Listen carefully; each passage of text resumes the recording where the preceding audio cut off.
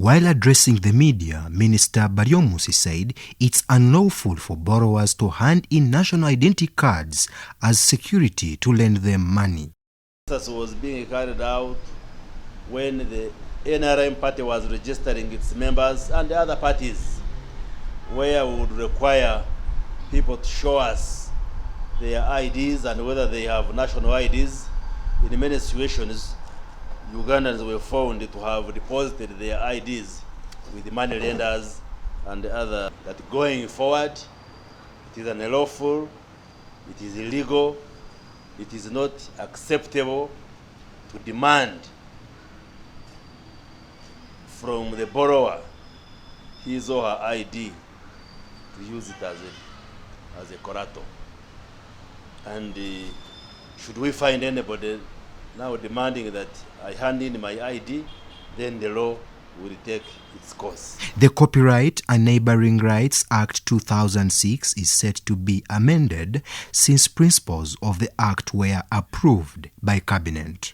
So we approved the principles, and now next the minister will have to come back with the amendments, the proposed amendments in the form of a bill, and we consider them, and then thereafter we authorize him, the musicians, the comedians, the authors, architects, and many people who innovate and come up with their own scientific and artistic works.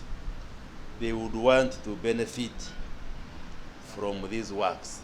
Meanwhile, Minister Baryomunsi clarified on social media claims that cabinet ministers were sanctioned to Chankwanzi for a retreat because of various corruption claims. He also gave a more elaborate scientific view of the president's speech on why Uganda has a population of 45.9 million and why women live longer than men, as per the preliminary findings of the 2024 housing population census. The main reason for convening this retreat is not because of what is happening in the parliament or the debate on corruption. The main objective of this cabinet retreat is basically to discuss, because we are like at the mid-term for this Sanja. So basically we are to discuss the performance of government, fertility, giving birth to children. The other one is death, if people die. The third is mobility, if people move in or move out. If they move in, the population increases. If they move out, the population, Uganda is witnessing a demographic transition by having lowered fertility. For instance, if you look at the people who died during COVID, whether here in Uganda or globally, you will find more men or males died of COVID compared to women. Why? Because females have a hormone called estrogen. Now, estrogen has a protective effect on a chemical called interleukin-6.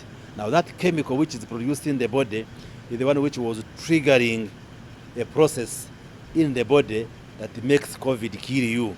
Now, a hormone called estrogen, which is only in women, inhibits production of that chemical in women. So you find more males died of COVID compared to females. Brian Tumwine Byaruhanga, Paul Kawanguzi, UBC News.